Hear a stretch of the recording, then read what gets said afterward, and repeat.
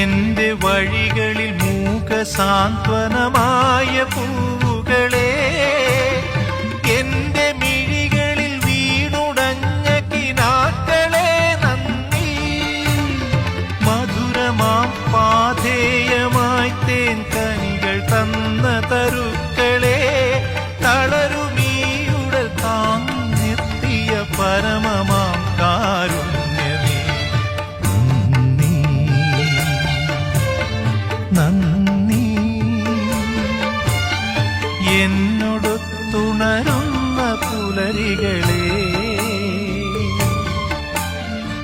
എന്നോടൊത്തു കിനാവു കണ്ടു ചിരിക്കുമിരവുകളെ,